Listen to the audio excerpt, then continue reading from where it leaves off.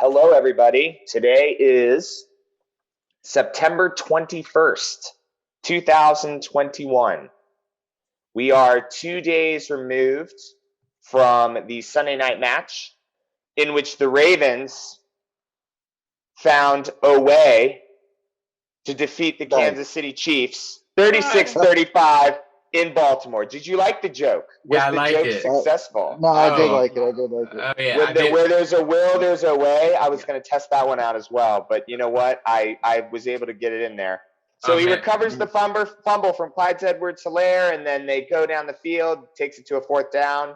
Harbaugh goes, Lamar, do you want this, kid? And just like Friday Night Lights, Lamar's like, Coach, we kind of need this first down to run out the clock. So yeah, we're going to go do it. He picks up the first down, runs out the clock. Ravens get away with a 1-point win. This is a great win. This is amazing for Ravens fans. I don't know if it means so much for Kansas City Chiefs fans, but Brad, can you just put in perspective what this win means for the team going forward this season? It's huge. I mean, like Lamar said, it's his kryptonite. I mean, I hate that they always are comparing him and Mahomes, but when it comes down to it, man was 0-4 before Monday night, and now he has beat him, and it puts us on a good road ahead for going into Detroit with a win instead of being down 0-2. It's a better start than 0-2 because with us losing that game against the Raiders, I was pretty nervous going and playing KC because you never want to start 0-2. But I think it's going to be really good for us to move forward and keep going on this train. How about the fact that when we did our predictions last week, we all had the Chiefs like completely blowing them out. Yeah. And we were absolutely like, no, we don't care that it's at home. We don't care. Like, we don't care about the problems. I mean, we found out last night, I think the Chiefs have some pretty significant issues that they need to work out. I don't know whether it's too early to make that determination yet, but they couldn't stop the run last night.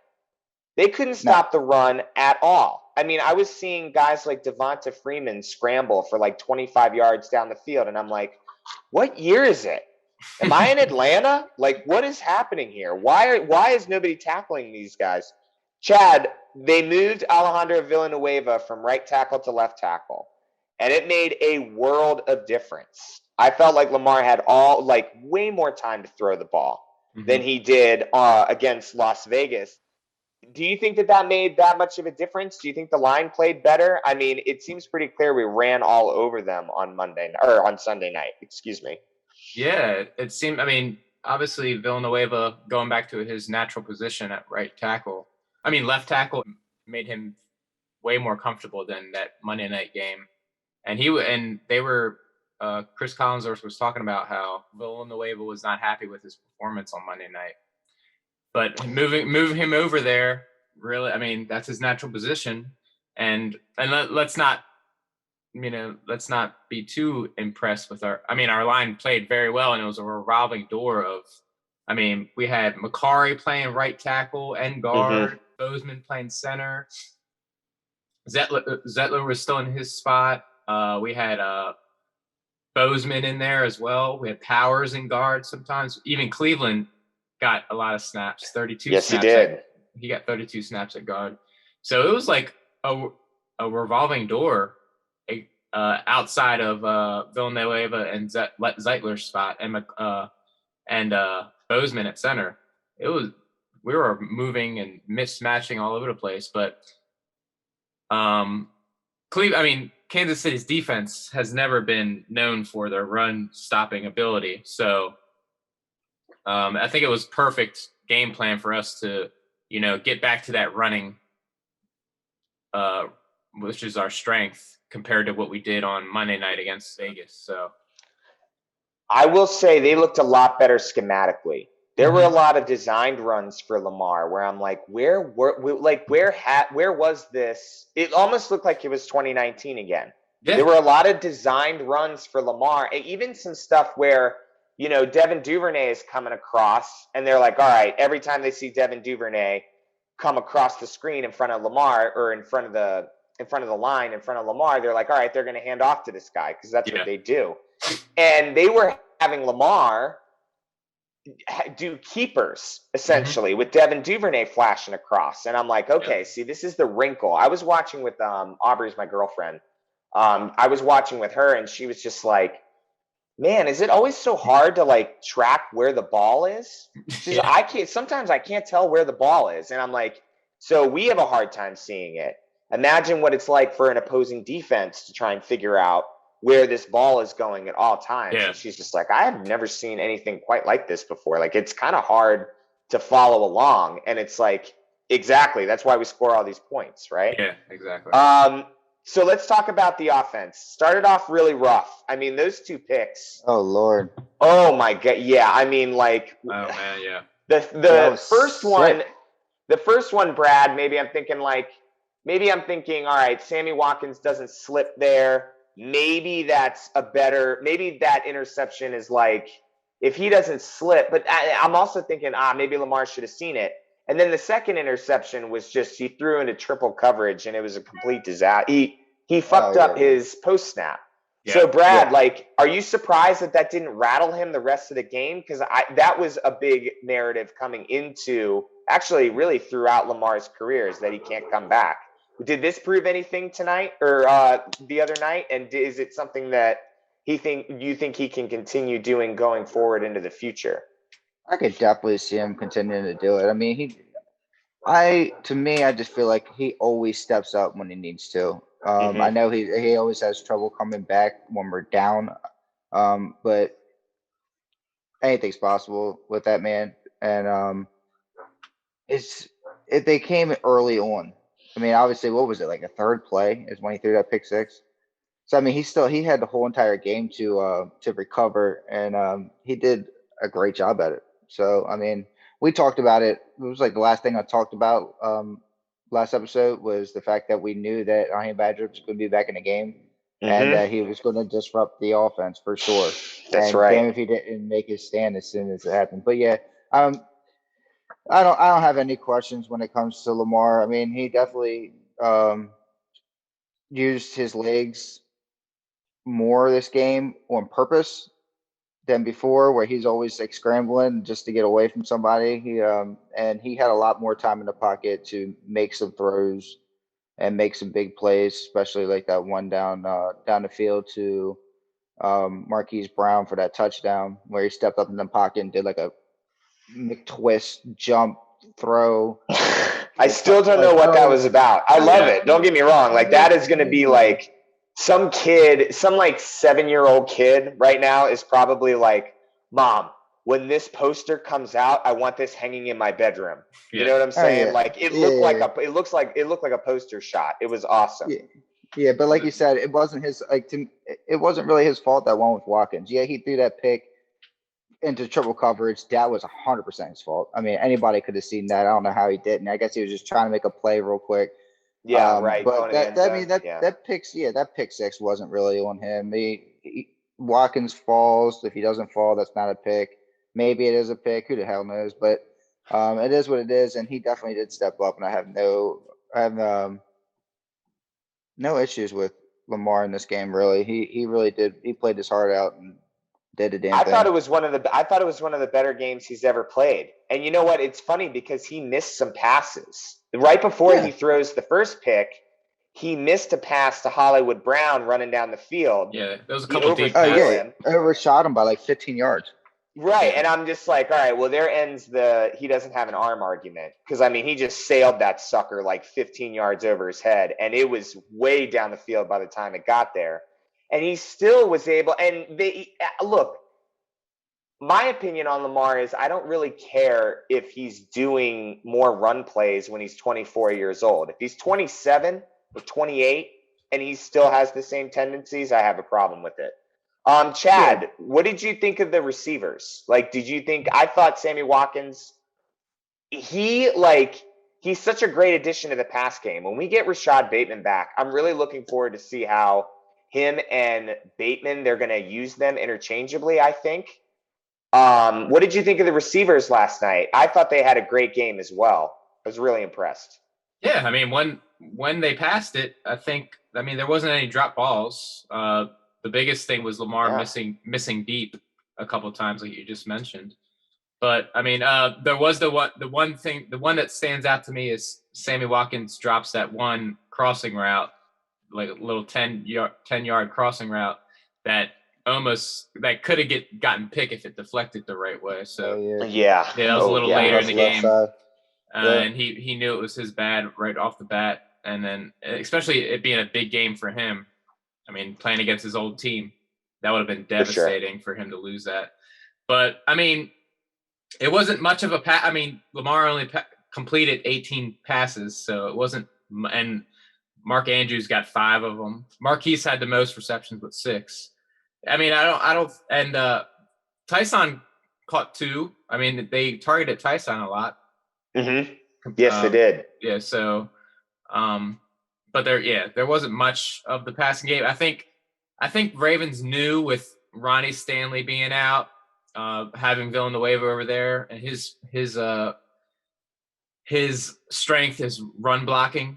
I think, and they knew the defense they were playing, their weakness is run defense. So I think they knew that this was going to be a way different game plan than against Vegas. They knew it was going to be a run game.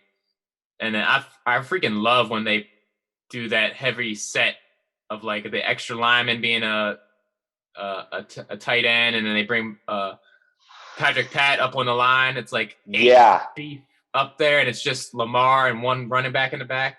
And you know he's going to get it because the line is humongous. Oh, yeah, it's huge. I mean, you look at the line compared to the line they're going against, and you're like I had no – okay, I have a confession. I thought that the John Harbaugh, when we caught him on camera saying, Lamar, do you want to go for it? Yeah. I thought it was kind of corny. I was like, look, man, you're in a situation where you have got to – there's no way you punt here. If you punt here, you're going to give the ball back to Mahomes. 1 minute. With a minute left, and he's gonna slice us with the pass game. Yeah. He was that last drive. I'm like, the only reason that we got out of that game is because Odafe Oweh makes the play that he does. Mm-hmm.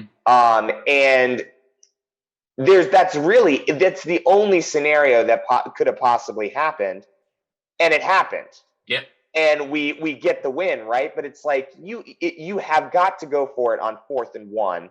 If you know that on the other side of that yellow line, you can just run out the clock. So I thought that was kind of hokey. However, what it took to get to that moment, I mean, you were right about the run game. Tyson Williams looks awesome, man. He does look good. He looks like he can get 12 yards whenever he wants. He just needs a head of steam. Mm-hmm. And then Latavius Murray, the big boy in the back, was picking up good yards. Devontae Freeman popped off. I mean, I don't know whether it is the Chiefs or not, but 251 yards on the ground tells me that the running backs that we picked up to replace our guys, they're going to understand the scheme and they're going to know how to run. Yeah, it's a running back dream to be in this offense. You don't have to. That's what I was in the first when we were talking about in the first episode we did when we were talking about the injury to JK. Mm-hmm. I mean, it sucked because I know JK is has the potential to be an elite running back, but in this offense, you don't have to be an elite running back to be good. Right. I mean, Gus Edwards, he's a great running back, but he's an undrafted rookie, and he was our lead back, and we were really comfortable with Gus Edwards being our running back. Like this offense, if the offensive line is healthy, and having Lamar Jackson being a run option as well, there's one extra person that the defense has to worry about, making it a lot easier for our running backs. And our run block scheme with Roman is great. So when I saw Devontae Freeman gallop 15, 20 yards down the field, he actually had a pretty quick burst. I was surprised. Very quick. Yeah. Same with Tyson Williams. He had a couple where it's like he's 8 yards behind the yellow, and then less than a second later, he's going across for a first down. And I'm like, wow, how did he get there so quickly? Yeah. Golly, like the whole, like, because you can't tell from that camera angle, and it's the wow, holes, the holes must be a lot bigger than what we're seeing. Yeah. On that side of the field. Brad, let's talk about defense real fast. The Odafe Owe play, obviously, it's a humongous play. It's the play that actually shifts this game. Without this play, there is literally no chance that the Ravens come back and win this one at all, I don't think. He's the only one who sees the ball. It's one of the rare fumbles where he gets the fumble and all eyes aren't immediately looking at the football. Like Travis Kelce, he's literally he's kicking it with his foot. And he's the only one who sees it. He hauls it in, and then 8 billion Ravens are just on top of him. It seemed like the Ravens were the only ones who saw the ball. This has always been a pretty turnover-dependent defense. I think in years past, we've never really had a problem not turning the ball over, unlike some franchises that exist in the NFL. Were you impressed by Odafe Owe's performance in general? And actually, how do you think he's looked the past couple of weeks? Because I think he's looked pretty good. I think he gives our pass rush a little extra juice. Yeah, no, he looks awesome. He's a big dude. It was a great pickup. I didn't know who he was before the season, but we picked him up with a 31st pick this year, and yeah, he's been a beast. So he got that first sack against Vegas, and then obviously Sunday night he was just so disruptive. He was. I'm pretty positive. He was the one that actually was taking down Patrick Mahomes when he threw that hideous pick. Mm-hmm. Yeah, he was. To Young. You know what I mean? So that was him. The fumble wasn't his only big play. I mean, he was the reason why we got that pick, because he was sitting there chasing down Mahomes, and Mahomes was terrified and then threw that pick. So, but yeah, with that what he got, I mean, it's skill, but that was a lucky hit on that ball. He literally hit that ball perfectly with his freaking hand, and that ball just fell right in front of him. So it was an all around good play, but we got so lucky on that bounce that it landed right in front of him. He was just able to grab that ball in. But he played awesome. Our whole defense actually stepped up and played awesome. They really, I mean, I don't know about the passing, but then again, I'm also it's the Kansas City Chiefs. They double teamed Tyreek Hill. They took him completely out of the game. Mm-hmm. Absolutely, they did. I mean, he only had 3 receptions for 14 yards, and then that 1 15-yard rush, and that's after that you don't even hear his name anymore. I mean, they had a cornerback on him, and the entire time spying on with the safety, and that's what you got to do. You got to double team that man. You got at least one of the guys, and then they were also jamming up Kelce, hitting on the exact same play. Owe comes off the left side, jams up Kelce, just like we talked about. How I remember I said I wish that they would have done that on with Waller. Yeah. At least hit him at the line of scrimmage, disrupt his route, and do something. You're like, who does that? Is it a linebacker? Is it a safety? Is it a corner? Huge jamming him. And this time it was Owe. And not only did he jam him and disrupt that play, he also got to Mahomes. That's he went all the way from that side to get over to Mahomes that caused that pick. Yeah, it was a delayed blitz. It was a perfect scheme. Yeah, dude. And if you're Patrick Mahomes too, why are you throwing? Just go down and take the sack. The worst that happens is they punt it. It's Patrick Mahomes that he makes shit like that. Yeah, he makes that. That's probably the only one he's missed. I know.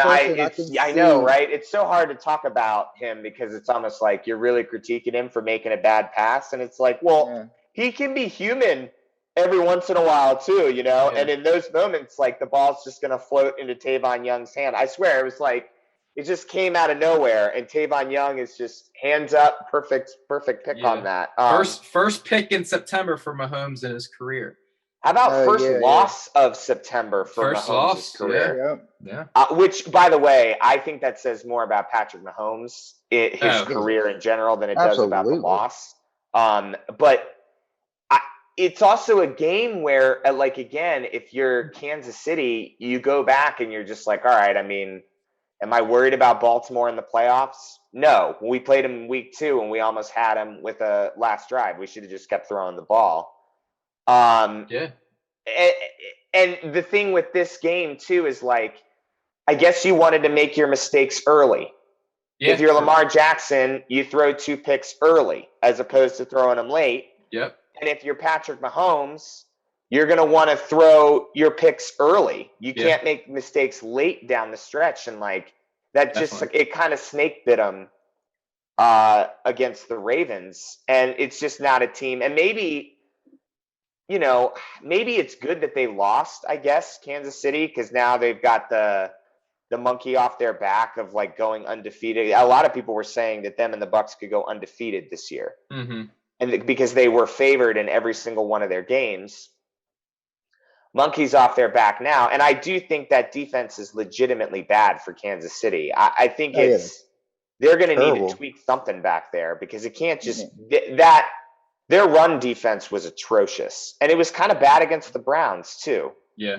Yeah, they did. They were getting walked all over by both teams. Like, they honestly, they should be 0-2. You can make an argument, if the Browns game 100%. A couple plays go a different way, if you're saying the Chiefs Browns are dominant, it's the Browns. Yeah, the Browns are going to find a way to lose a lot of times. Oh, absolutely, yeah, and it ended up being that fumble by the punter. They fumbled by the punter on the 35-yard line, and they go down and get that touchdown with Travis Kelce and go up. But other than that, dude, that game was the Browns had won that. So that's definitely that's the way to beat them is run game for sure. And you got to stop. Did you see what our time of possession was? We had, for time of possession this past game, 36 minutes. It's 35-59. So pretty much 36 minutes of time with the football. It's like the way you beat the Chiefs is sort of just, you have to keep the ball for long periods of time. Yep. You sustain drives, and you have to get a turnover. Yep. And I feel like in this particular game, you had 2 turnovers that you get towards the end. Mm-hmm. And for whatever reason, I still think just keep passing the ball. I'm worried about Baltimore's secondary now. If Joker's out for the good thing is next week, we're going to talk about this matchup too. We have the Detroit Lions next week, which is great because I saw the Lions play last night, and I got to tell you, I was not impressed at all. No. We weren't going to be, everybody, but with Jeff Okudah out for the rest of the season, their corner that's a stud. Yep. I'm not worried about a week 3 victory against the Detroit Lions, but I've been wrong on every single pick so far this year. So you know what? I don't really fucking know. Yeah.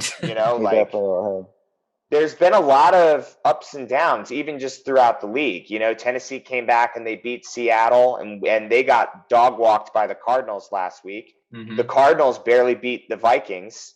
Week 2 is sort of the week where everything kind of reverts back to the mean. Like Pittsburgh, we knew they weren't going to be a very good team. They end up getting beaten by Oakland pretty handily in their own stadium. Mm-hmm. And I think the Ravens with this, they get beat week 1, they come back for week 2 and they get a gritty win. That says a lot of things positively about Baltimore. You really saw their resilience in this game. Mm-hmm. And I think it's going to have to be that way. We're going to have to keep that energy for the rest of the season because we don't know what our depth chart is going to look like. Yeah, but we've made do. Yeah, I'm really blown away. I'm really excited about this win. I think it was something that we've been dying to have, and it's good for Lamar. Now the media is sort of just like, okay, well, he checked another invisible box, and it just gives confidence to our quarterback. Are any of you worried about Detroit for next week? Chad, I'll start with you. Like, is there a scenario where you see us having any problems against Jared Goff and the Lions? No, I mean, I think I don't want to speak too soon. I believe Detroit's better than what people are just going to assume. Detroit's terrible. I mean, they actually have been putting up a lot of points. They almost came back and beat San Francisco. They started out pretty hot against Green Bay last night, but it didn't last. Green Bay sizzled that, poured water on that fire pretty quickly. But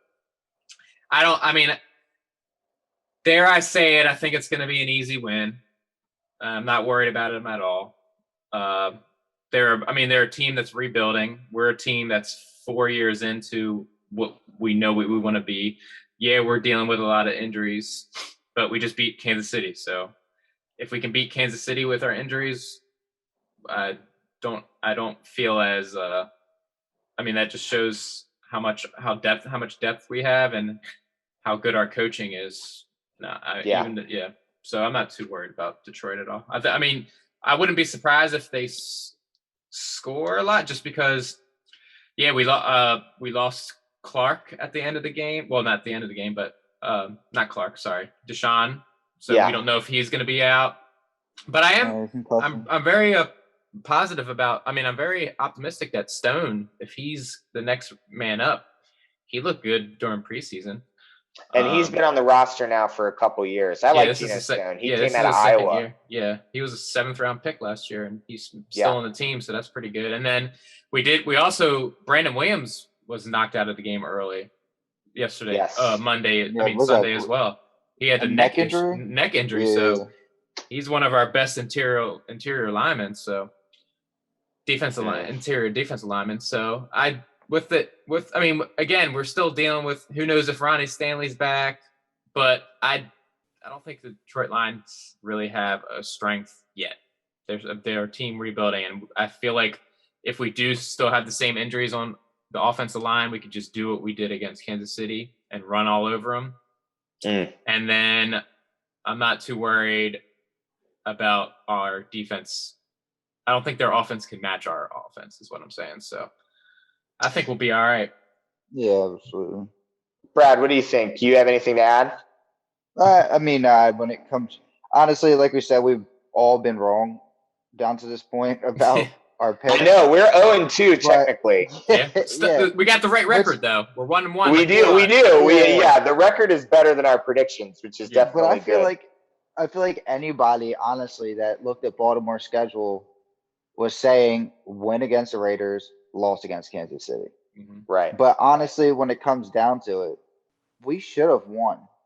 We beat ourselves against the Raiders. We could have won that game. You know what I mean?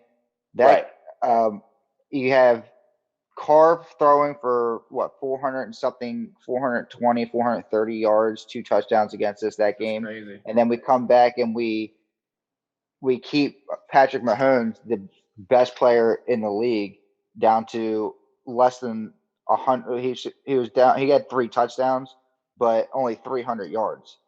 So we knock him down a little bit, and we were beating ourselves. The only reason they were in the game is because of that pick 6. So really, in both of these games, had we not made these small little mistakes, whether it's the 2, or not really small, but had these mistakes, we're leading this game every single time. So we could easily be 2-0 right now, but mistakes, we screw up, so we're not.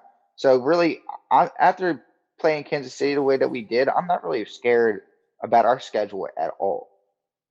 They were like the only ones that I was too worried about. Yeah. With going into Detroit, I'm not worried the least bit. Goff's going to make some kind of bad decision, throw some kind of pick. He's not that bad of a quarterback, but last time we played him, we shut him out on Monday Night Football. Mm-hmm. Correct. So that's the last time Jared Goff played the Ravens. It's true. Yeah, I'm not worried about him at all, and honestly, I'm not too worried about the schedule at all either, because, like I said, we should be 2-0. Our defense has stepped up as much as I've said that I was worried about them. They have somehow figured out a way to prove us wrong, and I don't know if they have, though. I'm not sold on the secondary. Yeah, the secondary really concerns me. I thought Kansas City was slicing us up with the pass last night. Those 3 touchdowns, the Travis Kelce freaking 50-yard run, the Pringle missed tackles, the Pringle 50-yard catch and run, And then the deep pass to, I mean, yeah, we basically shut out Tyreek Hill, but Pringle and Robinson did what Tyreek Hill, they just used him and them instead. And granted that Kansas City's coaching is awesome, and yeah, if you're gonna shut down Tyreek Hill, they have plenty of other people that they can just throw to, which they proved. So I mean, shutting down Hill was a big deal, but they still got 2 long passes to 2 speedy receivers. So that's kind of like Tyreek Hill in one package and 2 different players in one package. So yeah, I mean, I was a little concerned about we couldn't tackle. We couldn't tackle. They're not wrong, because it was both plays, one to Kelsey and one to Pringle, were both from the right side coming across the middle and hit, and then they just completely run all the way around our entire defense. Yeah. But the one pass to Robinson, I mean, I'll give him that one. That was a perfect ball. He was hung all over by Humphreys. Humphreys actually disrupted pass, and he double caught the ball basically in the back of the end. Yeah. That was just a magnificent catch. Yeah.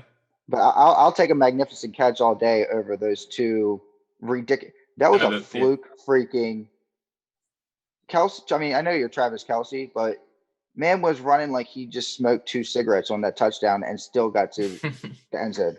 The first person to touch him was a defensive lineman. Isn't that crazy? It's crazy. That's crazy. Yes. 45 yards down the field in the end zone I think it was Jelly Ellis. 71 who tackled him into the end zone. I'm just like, no one put a hand on him. I was like, no one did. At that point, I was like, damn, this is what I thought it was going to be. They were up. What were they up at that point? 11 or 12 points. I was like, shit. After the Pringle touchdown, it was 11. No, because the Kelsey one was after the Pringle. But yeah. Oh, they still went up by 11. It was 35-24, because that was the marquee. The play after the Pringle, the touchdown after the Pringle, was Lamar Jackson jumping like Michael Jordan, throwing the ball to Hollywood Brown. And then I want to go back to the Lions game real quick. Here's the reason why. I know that the Lions are terrible, but you can't just say something is terrible and then when someone, like, if I ordered a steak and I ate the steak and I was like, oh God, that was terrible, and we're all out to dinner together, the next question you're going to ask me is, oh, why is it bad? Yep. You know what I mean? And I think when you look at the Lions, it's sort of like they have a running back, DeAndre Swift, who, when I was watching him last night against the Packers, I'm like, can really slice up the field, was giving them a hard time. But the Ravens' strength on defense is run defense. Mm-hmm. So I'm like, all right, so DeAndre Swift isn't going to be a problem. And then I'm looking at Jared Goff, and I'm like, all right, so you're passing to TJ Hawkinson as your tight end, and who else? Yeah. And when you are doing a good, you have a good consecutive string of passes together, before you know it, Jared Goff is going to make some boneheaded pick, and you're like, okay, well, there's a turnover automatically. I thought his line held up for him pretty well against the Packers last night. But it seems like all the strengths of the Detroit Lions are things that we can just take away, because those are our strengths on defense. So that's why I'm not worried about the Lions game. Like, if somebody were to ask me, and then if there was, if the Lions somehow keep it a tight game, I think they will. I think they're a team that starts off hot and then they fizzle out, because you see all their bag of tricks, and you have a rookie head coach in Dan Campbell. Yep. Who, I don't know if his playbook is all that deep. I didn't see anything last night that showed me it was. So I don't know. I think it's a win as well. I think the Ravens go 2-1. But it's very possible that they could be 0-2 right now. I was looking at a stat. It said that when a team goes 0-2 since the merger, there you have an 11.6% chance of making the playoffs. So there are a lot of 0-2 teams around the league right now, and there are some that are 1-1, and I think those are the ones you look at and you're like, okay, out of this group of 1-1 teams, who would I buy stock in to make a playoff run? And right now, like Pittsburgh, they get a big win over the Bills, and then they completely screw the pooch against the Oakland Raiders. And I'm thinking to myself, okay, well, I'm not picking them. You know what I mean? Like, they're on a downward trajectory. The Ravens seem to be on an upward trajectory. And I think that they continue that through a majority of the beginning of the season through these injuries. Yeah, I think the Titans and the Ravens had really, really impressive wins to save them from going 0-2. Titans beat Seattle in Seattle to stop themselves from going 0-2, and we beat. Granted, we were at home, but with our injury concerns, we beat one of the best teams in the league for the past 3 years to avoid going 0-2. And I think those are the type of teams that, they step up to the plate and they do what is not expected of them, and they make shit happen. I think those are the two that impressed me. The 1-1 teams. I've got one actually. Buffalo. Yeah, Buffalo. Mm-hmm. Buffalo. I mean, they went. I know that Tua got hurt, but I don't think Tua would have made that much of a difference in that game anyway. That's just between you and me. I think he's looked a lot better this year. But when you're looking at the AFC and you're looking at the playoff picture, you have an extra playoff team. I mean, Baltimore now, you have. I think they were in the playoff mix before. I don't think that but if depending on how the Browns' schedule goes, I mean, and we play them twice this year, I think the division is very much up in the air. I mean, every single team in the AFC North is 1-1 as of this moment. And I know it's week 2. I know it's early, but these are the kind of wins that you get under your belt so that when you're rolling into November and December, your record indicates like, okay, like you're a team to be reckoned with. And I think week 1, you can't really tell anything. And by the time you get to week 2, there are certain trends you can definitely figure out. And I think the AFC is wide open. I just don't see a team that's really rising to the top. And why not the Ravens? Yeah. Why couldn't the Ravens, even with all the injuries that they have, we have plenty of depth. That's what our preseason record showed, year in and year out. Brad, I mean, like, we had 13-4 for our record prediction. We're technically still on track. Do you feel better about that 13-4? Would you change it? Because you said you were looking at the schedule and you were like, oh, I actually have no problem with anyone on our schedule coming up. Would you change it? Would you go higher than that? Would you go lower than that? I mean, how confident do you feel now that we got this win under our belt? I mean, like I said, I don't have any worries about anybody that I'm seeing because everybody that I'm seeing is lesser than Patrick Mahomes is really why I said that. Yeah, I mean, you don't have any other teams that we're going to play where you have a coach combination of Andy Reid and Patrick Mahomes. And I mean, we did just beat a huge team. Really, the only other team that I can think of looking into it would worry me is going to be Vikings because of their receiving core. And then obviously you get Aaron Rodgers, one of the most accurate quarterbacks to play the game, in week 15. So, I mean, which is a home game, so that's cool.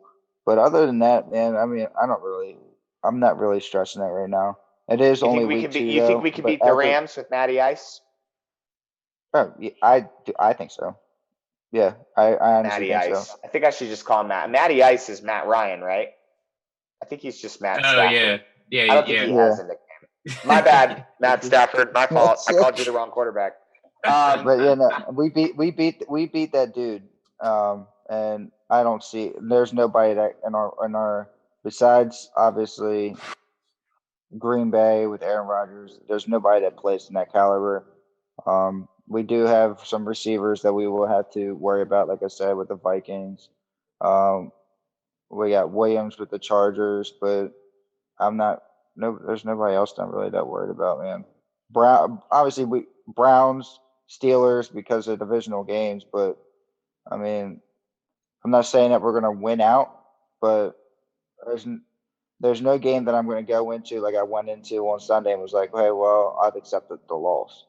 As Well, we have a terrible as little that bit of time. sounds. Let's go through some of the games on the schedule coming up, because there are a couple games that have now become interesting to me because I don't know quite what I'm seeing just yet. So week 4, we go on the road to Denver. Denver started 2-0. Von Miller is back. Teddy Bridgewater looks like he's slinging it all over the place. I look at that game and I'm like, okay, I'm way more intrigued for that game than I was in the beginning of the season, because now I don't know what the Broncos are about. Like, they're in a tough division. I'm sure the Chiefs and the Chargers and the Raiders are going to beat up on them a little bit. But with Von Miller back, it looks like they're going to be a much better team than maybe we thought originally. So I look at that game and I'm like, okay, I could see something shaking out there. The Colts, I'm not worried about at all. Carson Wentz I think he sprained like both of his ankles or something That is crazy. He has no luck, man. He's always hurt. Yeah. Is it his play style, or does no one like to block for him? He is always I think one of the highest sacked quarterbacks. Like, he is always getting messed up, man. You know how there's that kid in school that's always on crutches, and then you go up to him and you ask him, like, hey, man, like, why are you in crutches? And the guy goes, oh, I was on my 4-wheeler and I just flew off. Yeah.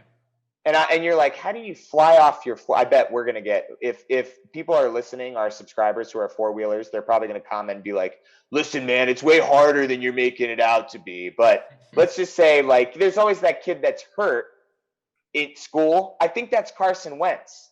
It's like he's an amazing athlete, and he's amazing. Yeah, but he's always on freaking crutches all the time. Yeah, he made some crazy Houdini moves and avoiding some of the sacks this past game against the Rams, but he's always hurt, man. And I saw his ankle got rolled up one. It looked pretty bad. He wasn't able to finish the game. But some of it makes me wonder if he's just holding on to the ball too long. Yeah, I mean, Brady, it's out in like 2 seconds. There has to be. Carson, it always takes forever. Yeah, it's something. I mean, he's not the highest sacked quarterback for no reason. Like, there's something. I guess that's what it could be, is he's holding on to the ball too quick. Brady doesn't want to get fucking sacked. No, he's too old. Yeah, I kind of respect it. Just lay down. If you know that you're gonna get hit, why get hit? Yeah, exactly. Just lay down. And I'm okay with that. Yeah, me too. So that was one game. I was to the Broncos. The Colts, I'm not worried about at all. Chargers, yeah, I think their defense is pretty good, and Justin Herbert's out there, and he was slinging it. Brad, we have the opposite opinion about the Vikings. I think the Vikings stink. I think I don't like them at all. I don't see enough to, even with Adam Thielen and all those guys, and I respect Dalvin Cook, but I don't like Kirk Cousins as a quarterback.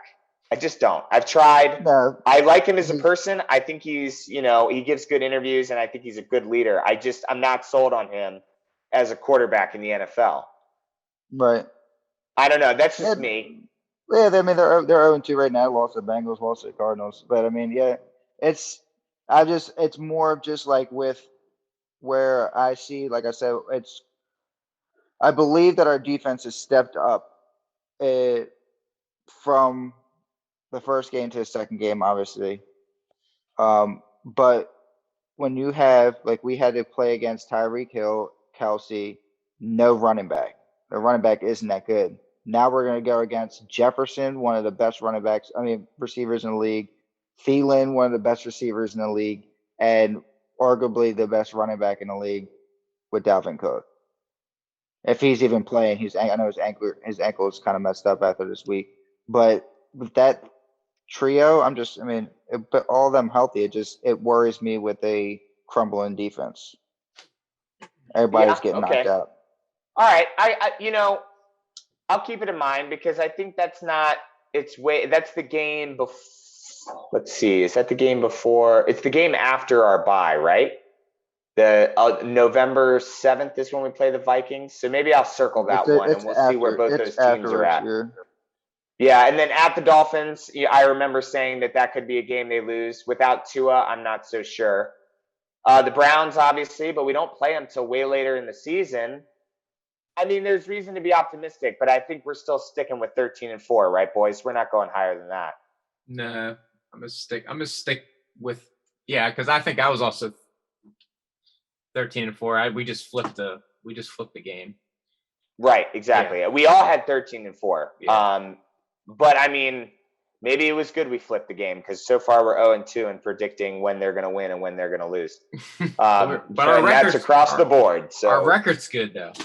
It is. Yeah, we're hanging in there. So no one wants you, Brad. You don't want to be brave. You don't want to go higher. You don't want to say 14-3. I mean, I think we could win out. All right, I'm holding you to that. We're winning out. We're going 16-1 for the rest of the season, according to Brad. I like it. I like it as well. There's reason to believe it. All right, boys. I don't want to keep you any longer than you need to. I think we've covered everything.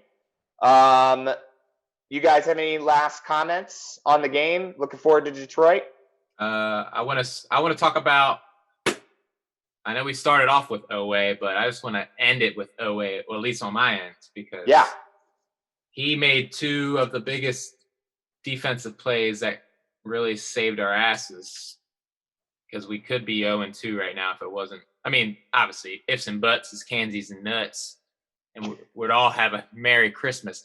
But that's right. With Owe's delayed blitz, chipping Travis Kelce, and then the delay blitz were allowing Mahomes to step up in the pocket, and then he's right in his face, and Mahomes throwing that ugly little thing that sometimes, most times, actually gets completed, but not this time. Trayvon Young getting the pick, huge play, and then obviously the biggest play of the game, one of the biggest games in my opinion, is the strip fumble and the fumble recovery. Like this guy, and this is the first round pick we got from Kansas City trading Orlando Brown, and he not single-handedly, but he was a big part of the reason why we beat Kansas City. So that was pretty cool. Do you think players know that? Do you think they go into the game thinking like, oh man, the reason I got picked in the draft, like he's a rookie player, it's like the reason I got picked where I was Kansas City didn't want the pick, you know what I mean? Time to go in there and prove them wrong. Do you think they think about that? That'd be cool if they did. I love it. Vengeful. I don't know if, I mean, maybe. I don't think I like to think that players are as big as fans as we are. Yeah. But I don't know if that's true. Because I remember in a Hard Knocks, there's this one, I forget, I mean, it was years ago, but one of the players was like, I don't even know what division we're in, and I don't even know what conference I'm in, and all this kind of stuff. So I know they love football and they love playing football, but I don't know if they know the in-depth stuff like we do when it comes to like draft picks and all that kind of stuff. But well, I don't know. I mean I'm sure some do, but like Lamar, right? I mean, everyone makes a big deal about Lamar being the last one at the table, and he's just sitting there with his mom, like, why doesn't anybody want to draft me? Yeah. So I'm sure Lamar especially because Baker Mayfield and Josh Allen are in his division. I bet he loves going up against those guys. Excuse me, Josh Allen's in his conference, but he's got Baker Mayfield in his division.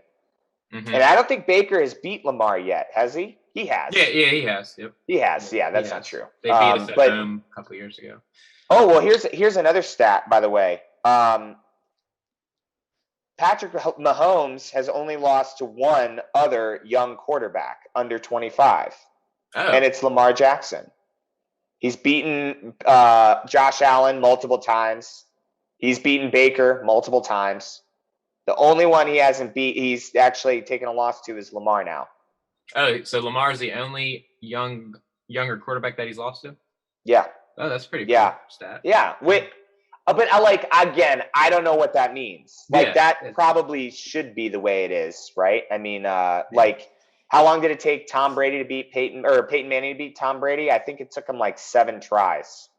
Did it? And those two are the best to ever do it, so I don't know. Brad, do you have anything that you want to talk about before we get out of here? No, not really. I mean, I think we covered it all. I was going to try and talk to you guys about that crazy ass 2-point conversion that we got turned around. Oh yeah, that was horrible. Can we talk about it? Go ahead, Brad. I want to talk about this too. Had we lost that game, I would have been totally upset. So I think I mean, what is it like with an eligible man downfield? So like you have what, like a yard leeway when you're blocking to before it's like you're too far down the field.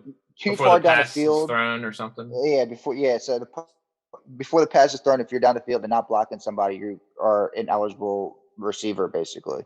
Yeah, and because he was sitting up, he was blocking because it was a read option. Right. So like, how's it? I mean, the lineman never knows whether or not Lamar's throwing a damn ball or they're running the damn ball. Yeah. So not only that, but he didn't continue through his block. The dude literally threw him forward. Yeah, exactly. So I thought, like, and it had nothing to do with the play. What did it have to do with the play? Absolutely nothing. Yeah. Absolutely nothing. It was exactly. Even the I forget the guy, the official guy that they bring on to talk about penalties. He was like, that shouldn't have been called. Like, he obviously got pushed forward instead of going forward himself.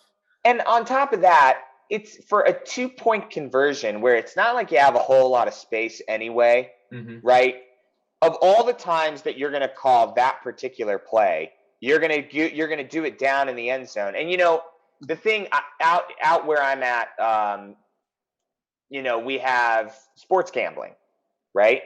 And it's moments like these that when they happen and you see a weird call like that, you start thinking to yourself like, that would have made the spread Ravens +3. They would have hit on that if the game ends 38-35. And a lot of people make a lot of money. Yeah. But if you're betting Ravens +1 or whatever, and it's sort of just like, it almost makes it seem like there's something going on. Because how many times have we seen linemen get pushed into the end zone and then they get that particular call? It made no sense to anybody. I don't get how that, when you're on the 1 or second 2-yard line, like, how does that not happen more often? Like, I've never heard that called on a 2-point conversion. I mean, obviously I don't watch every game, but it was I don't think it's a very common call. It was a bogus call. I'm glad it I've seen the call made before, but just not in that area. Oh, yeah, exactly. Yeah. Oh, yeah. An eligible man down the field is a common call, but not on a 2-point conversion on the 1-yard line. And especially like I said, go ahead, Brad. Sorry. No, man. Just being a ref. I mean, it sucked to be a freaking ref. To have to, to have to be the one to make all these calls. But when something, when it's an obvious thing, it's just like, shit, dude. Yeah. Well, and we have all this technology with instant replay. Mm-hmm. You know what I mean? I saw literally, I watched the Tennessee Titans Seahawks game, and Julio Jones makes a catch in the back of the end zone. They're like, oh, wait a minute. He may have, one of his feet may have been out of bounds. And they zoom in on this camera, and I can literally see the sliver of Julio Jones's heel cross the white line. And I'm like, there you go. Call overturned. You get it right. Right. But like with these types of calls, they get them so horribly wrong, and they have all this access to all this instant replay. And you think, oh, well, surely they're going to overturn it.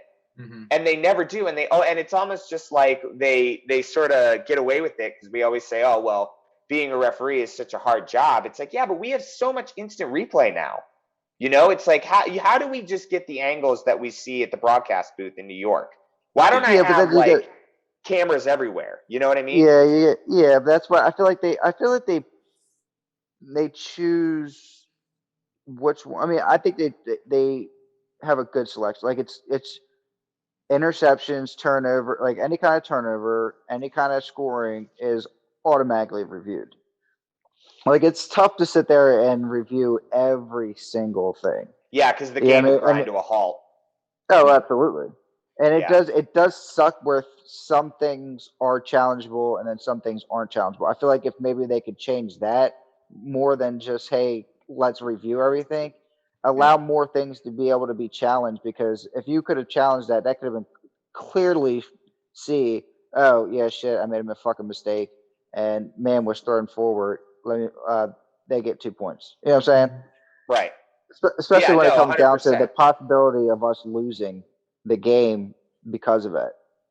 And especially when there's such obvious confusion. The crowd's booing, like we're watching at home and we're like, what the hell? The announcers are like, I don't think this should be a penalty. It's like, okay, well, this guy got it wrong then. You know what I mean? Yeah. And let's fix that going forward. Like, we don't have to accept that. Let's get it right. And, everybody gets a fair shot at a win. But, the NFL's goes. The NFL's too worried about these dumbass taunting penalties. Oh, God. Okay. It's like, and it's a 15-yard penalty. I get some of it, but just being able to, you can't even flex in front of somebody. Like, you can't even look and you can't even look at the defender's direction if you catch the ball, or you can't even look at the receiver's direction if you pass block. Yeah, dude. Like, it's what happened? That was Prochet. Prochet got that. He actually got fined like $4,000 because of it in the preseason game. Yeah. Preseason, and man, literally caught this ball over the defender. His helmet comes off, and all he does is stand up and stare at the dude. Yeah. Like, I would have too. Like, you know what I mean? Like, come on, dude. That's crazy. You've worked your entire life to get to the NFL. If you want to celebrate making a guy look like an idiot, I have literally zero problems with that. Because guess what? Absolutely. That guy could come back on the next play and do the same thing. It happened at the Ravens-Chiefs game. Lamar Jackson stiff-armed Daniel Sorensen on a run. He stiff-armed the shit out of him. Yep. And then Daniel Sorensen came back in the fourth quarter, sacked Lamar, and got up and celebrated a little too excessively for my taste. And I'm like, oh, taunting? No, we're not going to. And it's like, Brad, you'll appreciate this because you did special teams in high school, right? Like, the equivalent of a taunting penalty, getting 15 yards, is the same as a roughing the kicker penalty, where a guy could be spearing you in the leg and potentially snapping your tibia and your fibia. Mm-hmm. Yes. Taunting gets the same amount of yards as a penalty as roughing the kicker. I just don't. You can't equate those two things in my mind. And it's you know what I mean? It's also an automatic first down. Like, it is. That's a game changer, man. In a lot of circumstances, just because you want to talk shit to a guy. Yeah, exactly. I mean, I'm okay with talking shit to guys. Like, you're in the NFL, dude. I prefer you talk shit to people. You're the best at what you do. Yeah. Go ahead and do it. As long as it's. I mean, obviously there are things that are. Excessive. Well, we know what that looks like, exactly. And we'll critique that when we see it. You know what I mean? Like, a guy getting up in another guy's face to talk shit. I have no problem with that at all. I really don't. Yeah, not at all. Yeah, fuck no, dude. Especially when you can go and watch professional hockey, and then these guys are fucking fist fighting each other on the hockey rink, and just go sit in the penalty box for 2 minutes and come back out and play the game again. Like, you throw one punch into a helmet that you can't even feel a punch with, you're completely kicked out. Well, like, you can't punch. I mean, I'm agree just saying, but there's a difference. There's a difference between the things. Like, you can in hockey, you can go and do this type of shit. Like, it's that's a part of their culture. Yeah, they're cool with it. NFL is trying to be. I don't know what the NFL is trying to be. The NFL is trying to brand themselves as like a kids, because they're getting so much shit for CTE. It's all national broadcasting. It's like they're trying to not let people see it, but then right on the other side of on a different channel, you got fights breaking out on national TV. So, like, really, what is it? Yeah. Well, no one watches hockey, to be fair. No, I guess. Oh, there goes our hockey fans. See you later. Bye, guys. It was nice knowing you. Go Caps. I'm joking. No, these are all good points. Like, and I just, the taunting thing, these are guys that, at 5 or 6 years old, they decided they wanted to be professional football players. For some of them, it was one of the ways to get out of a really bad situation, Mm-hmm. And they have coaches who put all this hard work in them. They have teachers who make sure that if they're going through hardships, they get to class on time so that they can make their football dreams come true. They go to college. They have professional coaches in college that get them to where and they still have to maintain good grades, and and then they get drafted, and then they get to a team and they're a rookie. They could still get cut, right? They could still not get picked up by a team. Mm-hmm. And you make a play in a league where you're doing this for a living and there's so much at stake for you and your family. And, I know they make millions of dollars and this and that. Well, not every player does. And a lot of them worked really hard to get to where they are. and you're going to knock them because they want to stand up and tell a guy that they suck because they dragged him 5 yards down the field and the guy couldn't make a tackle. Yeah, I'm okay. I'm okay with that. When you look at it from that context, I'm okay with the guy celebrating. I had no problem with it. It just seems like old white owners who are a little, they want to keep the game as clean as it was when Newt Rockne was coaching. Yeah. What a crock. It's exciting. It's good. Celebrate. You're only here once, and you only play on average for 3 years in this league. Yeah. Enjoy it while you can. Yeah, I agree with you. But NFL, it stands for No Fun League. Okay. we got to get out of here. We got to get out of here. That's it for week 2 wrap up here at Flock Squawk. We're going to be back after the Detroit Lions game, and we're going to give coverage on that. And we're going to look forward to the week after, and it's going to be a good time. I want to take some time to say thank you for all the subscribers on our channel. We really appreciate your support. We're starting up as a sort of a ground spring little Ravens podcast here, and we really appreciate the kind words and the subscriptions and the pointers that you guys have been giving out. So keep those up, and we'll keep making this podcast. Brad, Chad, have a great rest of your day. Have a good rest of your week, and I'll see you after the Lions game. Yeah, man. Congrats, Ravens Flock. That was a big win, Ravens Flock. 1-1, and we're going to be 2-1 coming into next week. We're going to have a happy podcast again next week, I promise. Beat the Chiefs, baby. That was a big game, man. And an easy day. Great week. We're going to have a great week, Ravens Flock. Y'all be safe. See you Brad, guys. Take it easy, my friend. Amigos. Adios. Peace, guys.